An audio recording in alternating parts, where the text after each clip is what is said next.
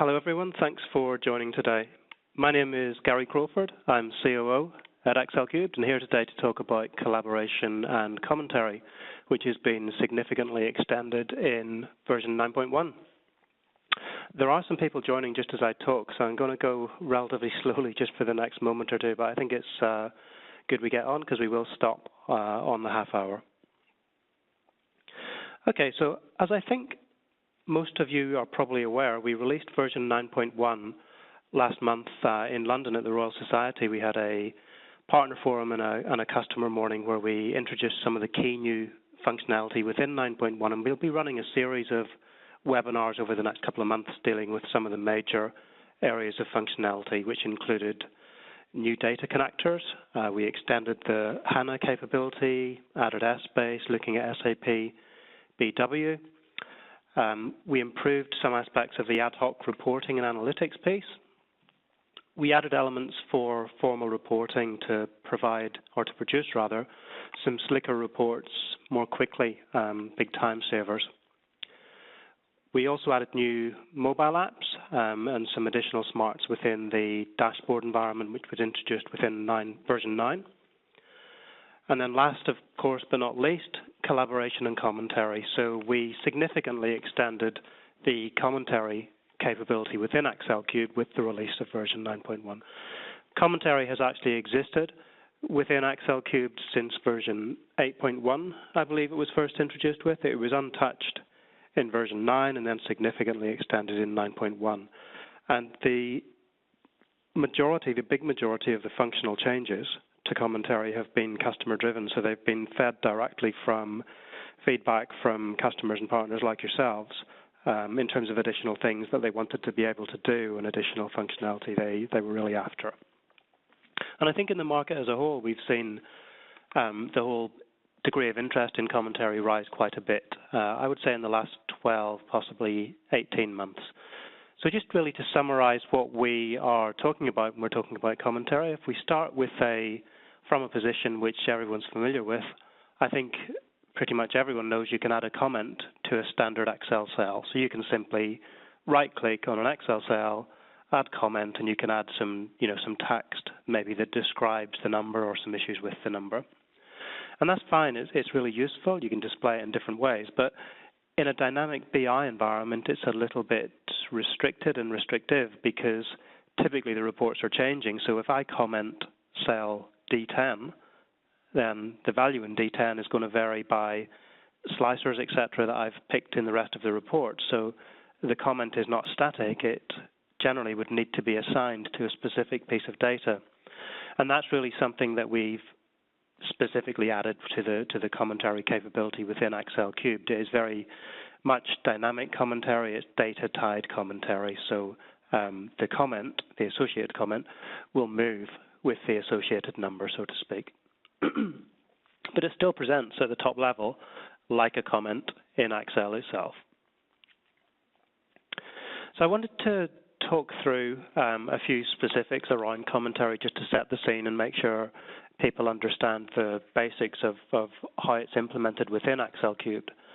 And firstly, I wanted to mention permissions. So when we talk about commentary, some people get quite concerned because they don't want every user to be able to comment numbers that then other people may be able to see those comments. They don't feel that's appropriate. So the access to comments is certainly controlled within XLCubed. You can define who can see comments, who can make comments, and who doesn't have any permission to comments at all.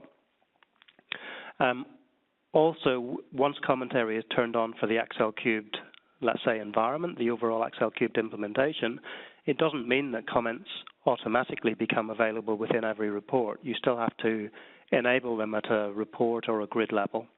So it's not like you turn them on and they're going to be available everywhere. You can control who has access. You can control which reports they pertain to. In terms of the scope of comments, they can be viewed and added in both the Excel edition and also the web edition. So you may have a relatively small number of people who you may wish to allow to make comments, so to provide some additional context on the numbers. But if you've got a wider base of web users, they can all potentially see those comments if that's how you set them up. The comments can be made at a cell or right down at a data point level, so tied to a specific value, or they can also be made at higher levels, at summary levels, maybe just tied to a specific month and no specific piece of data within that month. And I'll show how we do both of those when we come to the hands-on demo in a little bit. One point that's maybe not initially clear, but I wanted to make it clear up front, is that the comments are tied to the data points. They're not workbook specific by default. And that just means that if I comment January 2018 in workbook A, that comment is potentially visible in workbook B as well, if commentary is turned on in both. In terms of what a content can be, essentially they now support with 9.1 highly formatted text. So you can have rich text content within the comment, and they also support with 9.1 images, so screen grabs within the current report, and also file attachments. So you could assign a PDF or a Word doc or an Excel doc or whatever it might be as an attachment to a specific piece of data as well. So there's quite a lot of scope, quite a lot of capability there in terms of how you can use these. The other area that was significantly extended with 9.1 was the whole arena of reporting on comments. So one of the strong feedbacks we had from the initial customer base was that the commentary feature in itself was very useful, but they wanted to be able to have a quick overall picture of recent comments that had been made, or essentially to be able to slice and dice comments and have good visibility on what is actually there and what comments have been made in the system, rather than having to go back to a specific report and find the right piece of data. And that's something we've added a specific reporting element for called a comment frame. Lastly then, in terms of the system requirements, because there is one, and basically the system requirement is that you do need XLCubed Web Edition, the enterprise version of XLCubed Web, to run comments. And I'll come back to why that is later, but we need that instance to be there, even if the only people using comments would be your XL Edition users. The Web Edition, the enterprise Web Edition does need to be there in the background. Okay, so let's take a look then at the basic high-level architecture of XLCubed. So as you all know, we have an XL add-in, we have a web server component. And the web server component, although you may not think of it like this, has really got the web front end, and it's also got a database component. And the database component is used to store the published reports. So when you publish from XL to web, the reports are actually saved in a database.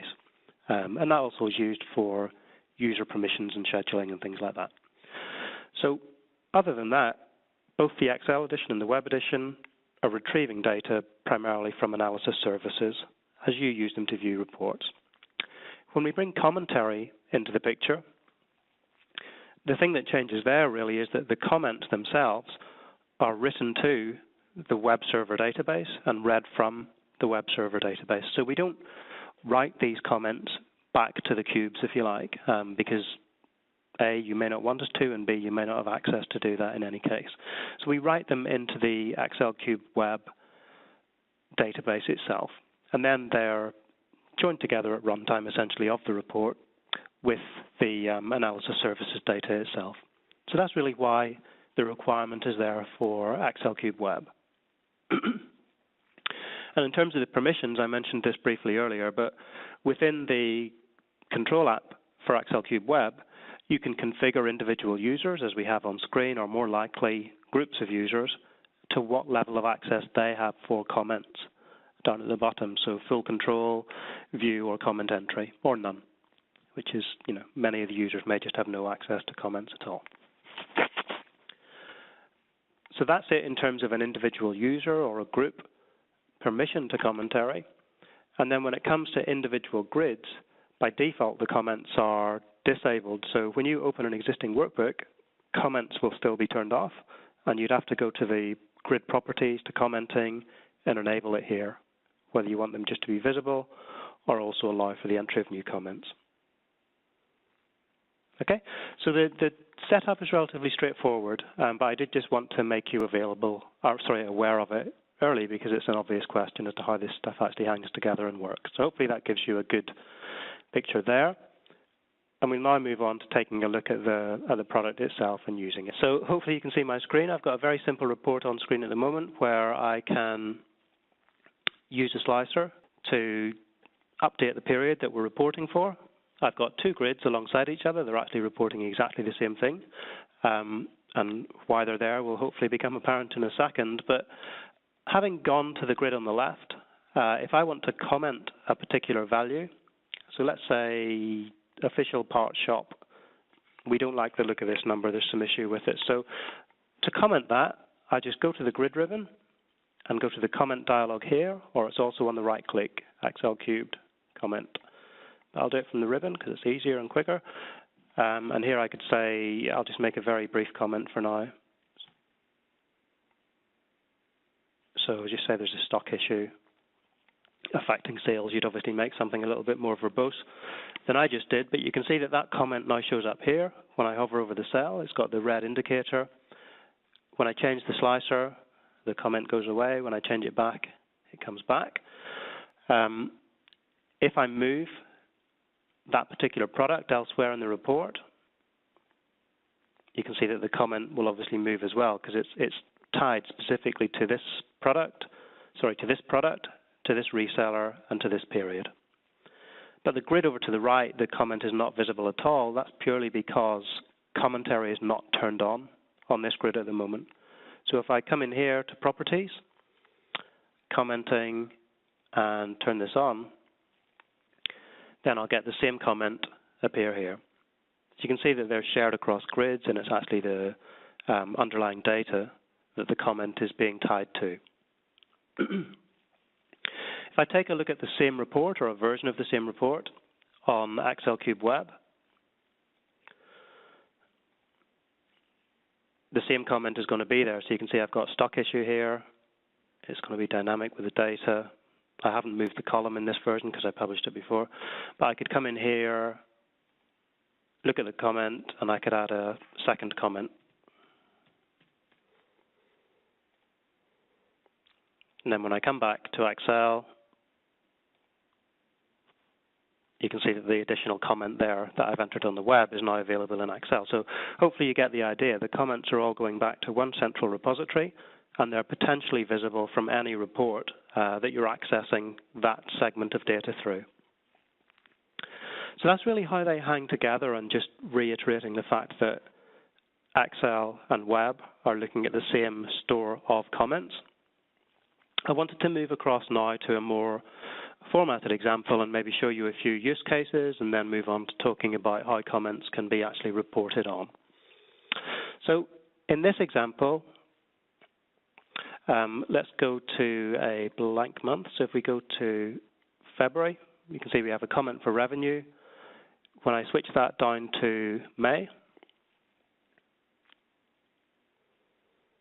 the comment in this case is now on the margin cell, and you can see it's a slightly longer comment. So let's take a look at what's actually going on there. The first thing I should mention, this section of the report is just an XLCubed grid. So you can see it's a standard grid design dialog.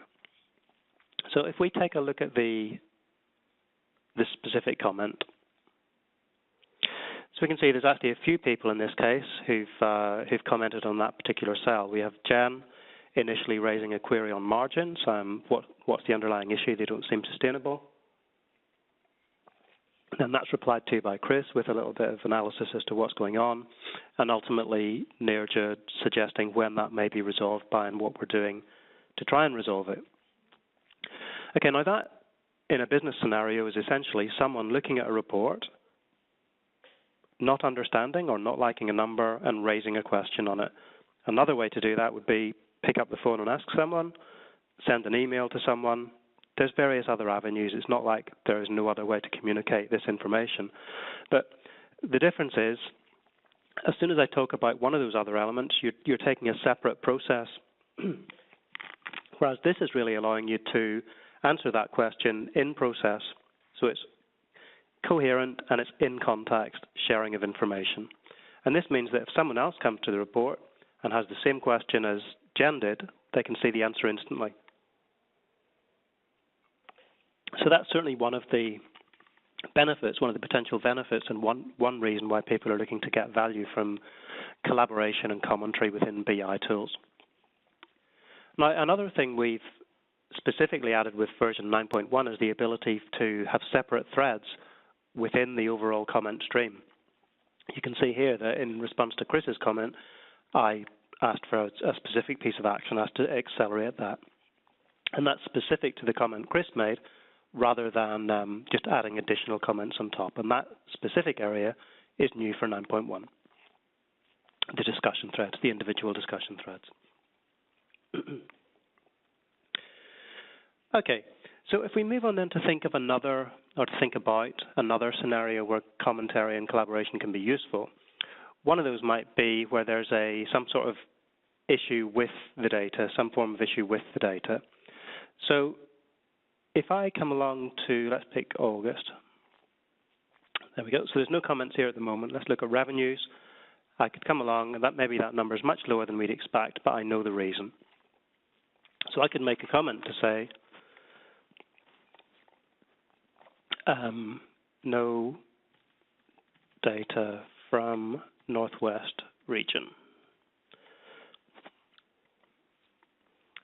Okay, and I won't walk through the process of showing it, but if you imagine a scenario where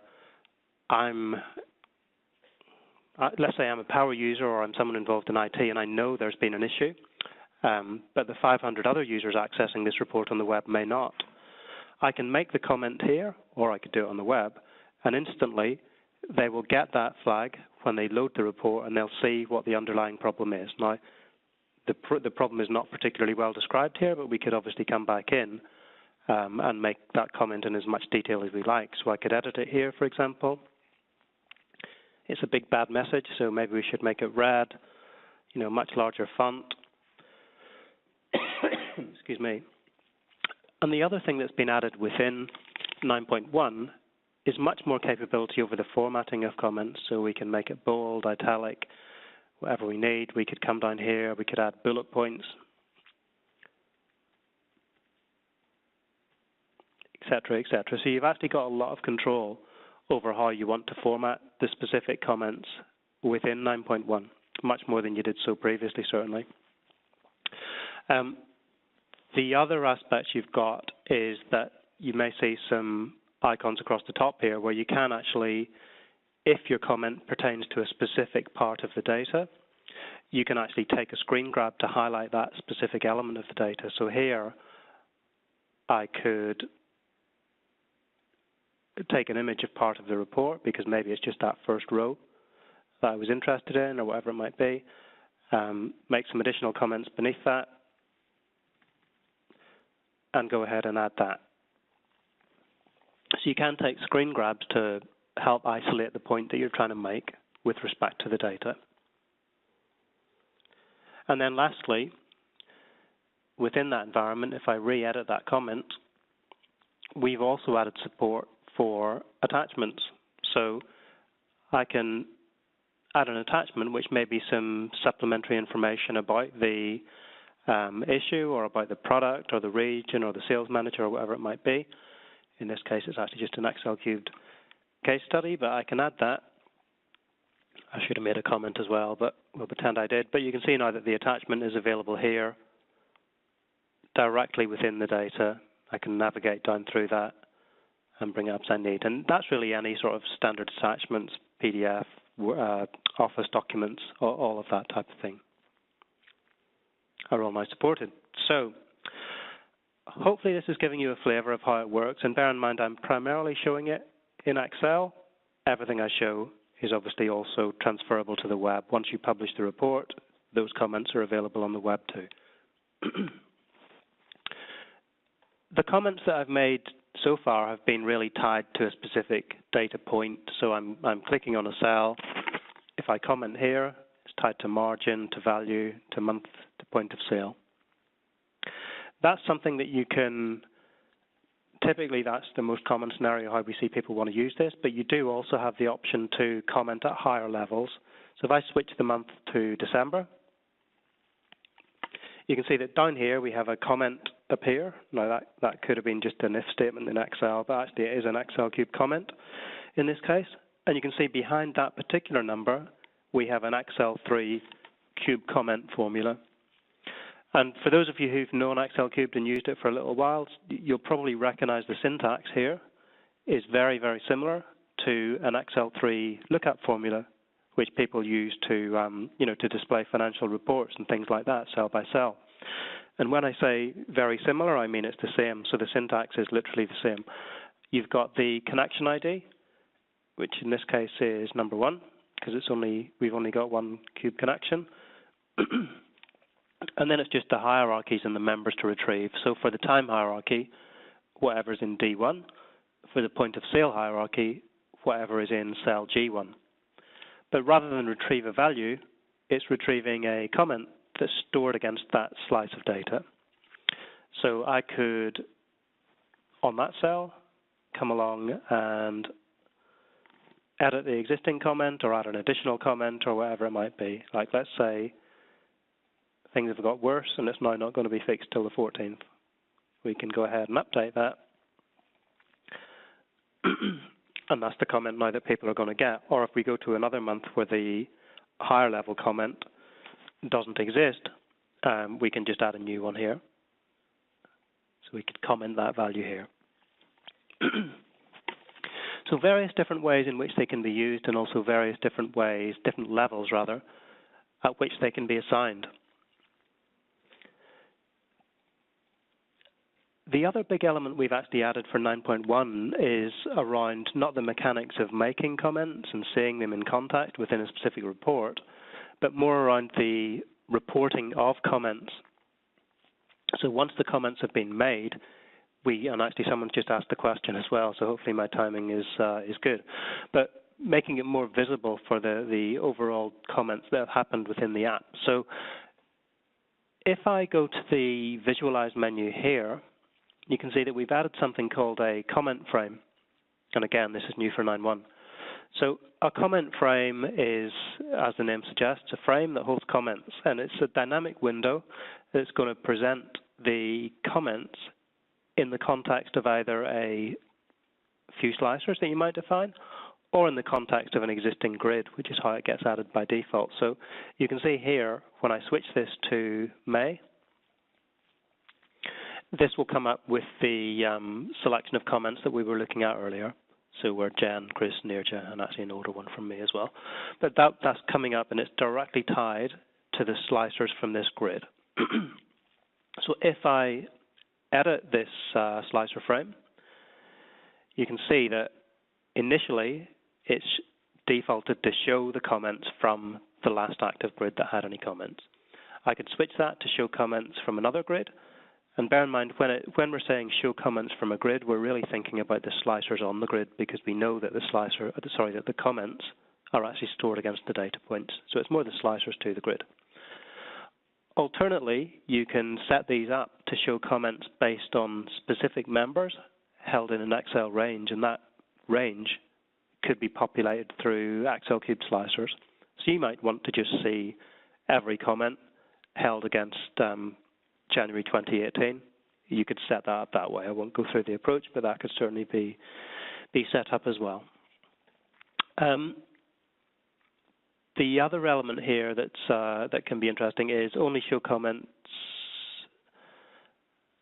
Yeah, no, ignore that one. Sorry, it's actually on the next screen. So down here, in terms of behavior, you've also got a time limit for comments shown. So if you wanted to restrict the comments to a certain period, maybe just in the last week or something like that, you can assign it to 0. The period I've got to enter here is actually hours. So if I entered, actually I haven't made those recently, so if I enter a fairly big number, 9,000, I think, that goes back far enough to pick these ones up. If I make that about 5,000 hours, they go away. So they were more than 6 months ago, I think. But if you were just looking week by week or day by day to see recent comments, you could have a slicer again populating that cell, which would allow you to then report based on the time period rather than purely the slicer. Other things worth mentioning here, within this comment frame, in terms of appearance, you can put a border around it, you can change the look of it a little bit, but you can also set it up for printing. So if you turn on print object, that will print out just like a regular XLCubed report object. In terms of behavior, you can define whether or not to see replies. You can also turn on a details link, which I think is actually useful, so I'll just do that. That basically means if when someone hovers over a specific comment, they can go directly to it and potentially edit that comment here. Okay, so you can go right from the comment frame to the body of the comment and make any changes or look in more detail as to what exactly is going on there. And you've also got, if you had a larger report where multiple cells are commented, this one will take you directly to that specific comment cell, so you can see what one is being referred to, although you can also see it from the description down the bottom here as well. Okay, so the comment frame, we think, gives a lot more visibility and allows for the kind of the control aspect of things where people really want to see and understand what's going on. It is possible to use these as well, the comment frames, within scheduled reports. So you could even schedule a report which is going out every week, which shows all comments that have been made in the last week. You could do that type of thing, for example, too. Okay, so I think in terms of everything that I wanted to cover functionally, I've just about done it. I hope it's come across the ease of use of comments. It's reasonably easy to set up in the first place. They're certainly very easy to use. And we see a number of different use cases where people are starting to really pick them up and run with them. And actually one that's come up, I guess, in the last, I've forgotten about this one on the way through, that's come up in the last few months as well for us, is people looking to use them for survey type information, where here I could come along, add a new comment, but what I'm actually going to add is a table that I've created in Word. I can paste that in directly, and the scenario here would be maybe in a retail situation where you're looking at monthly surveys based on stores, etc. You can record the scores on the doors, and you can just assign it as a comment to the report dynamically and do that month by month. So when I talked about the degree of formatting that's available, it is a lot more than bold and italic and font like I showed. You can go to town on that really and add a lot of value that way too. So I think with that, I'm just going to field a few of the questions that have come through. And if anyone else has got questions, please feel free to send them through on either the Q&A or the messages now. Okay, so the first one I'll take is in terms of printing. So this may have come through actually before I said it, but you can print comments. There's a checkbox on the comment dialog. You just need to enable that. If you don't have the enterprise version of XLCubed Web, it is possible to upgrade from standard to enterprise. There is a cost associated with it, so if you just drop us an email, we could talk to you about that, certainly.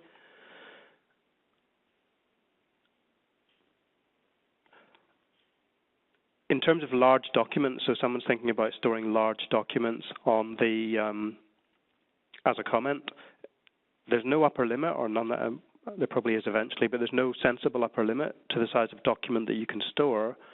Obviously, it will take a little bit longer to add it and to retrieve it, but I don't believe we put a hard limit on that. Similarly, on the amount of text, you can enter thousands of characters as a comment, but obviously it's not intended to replace Word. You want to keep them relatively succinct, probably, so that people can get good use from them.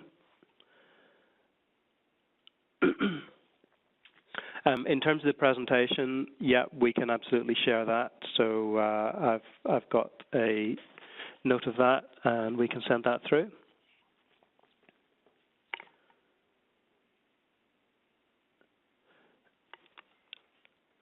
Someone's asking about can they be used without XLCubed Web. No, they can't. You do need XLCubed Web, I'm afraid. So if you don't have XLCubed Web, yeah, you would need that to use comments. Okay, I think, Yep, that looks like it in terms of the questions. So we're on the hour. Other than that, I just want to say thanks everyone for attending. Hopefully it's been useful. Any questions, please contact us at support@XLCubed. We'll be more than happy to help. So thanks for your time and have a great rest of the day.